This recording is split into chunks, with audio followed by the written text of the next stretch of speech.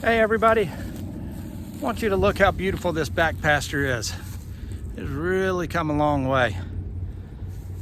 Pretty soon the animals will be back here. I got a brush pile burning right there. It's almost done. Mules are looking at me because they want to come back here. But this has just turned out absolutely beautiful.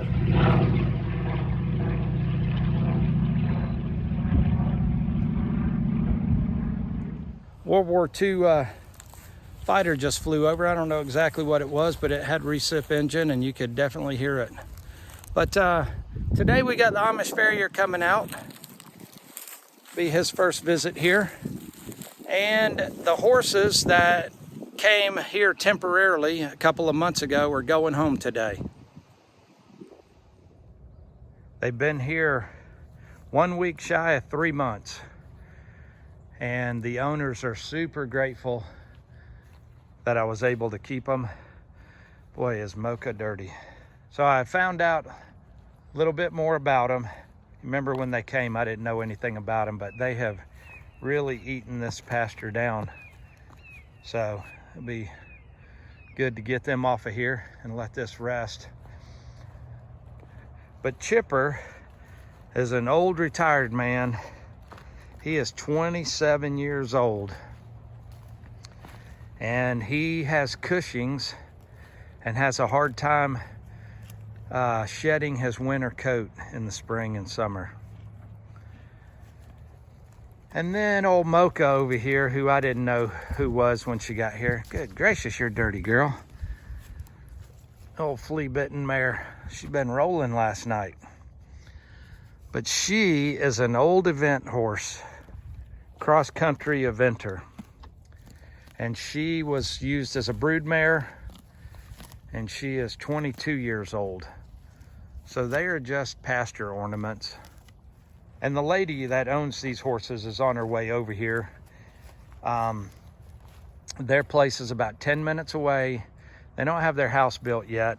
It's still gonna be another 4 months out. They're renting a house right across the street. But they do have their first paddock built. It's about 1.5 acres. And they've got some hay over there. Good Lord, you are dirty. But these horses are just as sweet as they can be. Not a mean bone in their body. And it's good that somebody's willing to take on the older retired horses and just let them live out their last years in a nice, comfortable environment. They're just super grateful that I was able to take them on, leave them over here for the few months that they were here. I'm a true believer in helping out people whenever you can help them, because there's times in everybody's life when we all need help. And Mocha coming over here, look how sweet she is. And I believe that if you help people out, it'll come full circle and they'll help you when you need help. If you want to be a jerk to people, then they will surely be jerks back to you. So let's get these girls loaded up and get them to their new home. Now, I think she probably needs to go on first for his sake. Come on.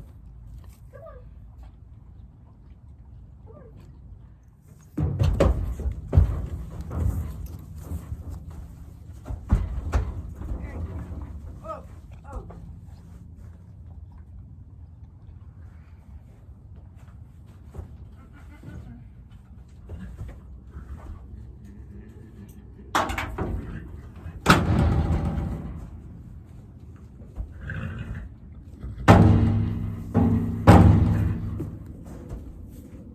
Big step, Chipper. You can do it. Come on. And then if you want to close that.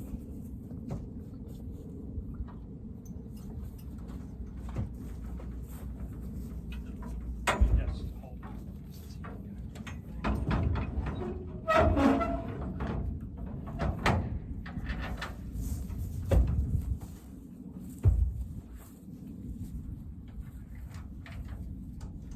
Well, that went well. They loaded right up and went to their new home, and we led them around the pasture and showed them where their new boundaries were, and I came on back. So now we're just waiting on the farrier. These babies were due a trim the last time the farrier was here. But when he was here, he didn't want to do them. Not real sure what the reasoning was, but they were due a trim. They were already starting to chip. But when I called him back to come out and trim them, he just stopped answering his phone and stopped answering his texts, and hopefully nothing happened to him. But it's really hard to find a good, reliable farrier around here. You know, they all own their own business and they all work for themselves, and they're their own boss. And unfortunately, a lot of times when you're young and you go into business for yourself, you never learn the customer service end of it, and think it's okay to not return your phone calls and your texts. But I'm not going to beg you to come out here and take my money. So this is a farrier that was at the Georgia Fair down in Middle Georgia when the draft horses were there, and this is all this guy does. And he comes from a pretty fair distance away, but he comes every 6 weeks and trims all the drafts in the area. For some reason, the farriers just don't want to trim the drafts, or don't trim the drafts, or maybe they take too much time. I don't know, but they just don't want to do it. So this guy was an Amish guy up until 2 years ago, and he left the Amish church and went to the Mennonite church. So now, because he's a Mennonite, he drives and has a cell phone. So we'll just see what happens when he gets here. Well, the farrier just called, and he is running way behind. So he's not going to be here till after the sun goes down. So that's going to make it for a very frustrating trim because my barn does not have power in it yet, and I'm not done with the stalls. And so it looks like we're going to be tying up to the horse trailer and trimming underneath the security light out there. So I don't know how that's going to do for film, but he's still a couple hours out. These babies have only been trimmed once, and I've been working with their feet, you know, picking them up and everything, getting them used to the farrier. But I don't know how they're going to do. We'll see. It's going to be an event for sure. It's going to be an exercise in frustration, I can already tell you, because when I take the babies out of the pasture, the mules are going to start going crazy. They're not going to be able to see them on the other side of the horse trailer, and they're going to be screaming. So we'll just have to wait and see what kind of rodeo we get into. Well, well, well. Here we are 4 hours later. We're about an hour past when the farrier said he was going to be here, and I haven't heard from him. And if you take a look around, it is darker than the inside of a cow. It's pretty dark. I am not going to stay out here all night long and work under the security light out here. And I have no idea when the farrier's even going to be here.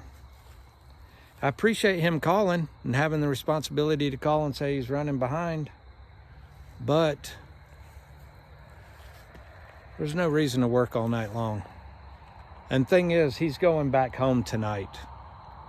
He's not going to get a hotel and stay here. So anyway, par for the course. Farriers are so hard to find that are reliable, that are dependable, that are consistent. I'm going to have to learn how to trim my own hooves, and I know I can depend on myself. So the saga continues. Hope you have a nice evening. I know I'm frustrated, I'm tired, and I'm ready to go to bed. We'll see you on the next one. Have a good one.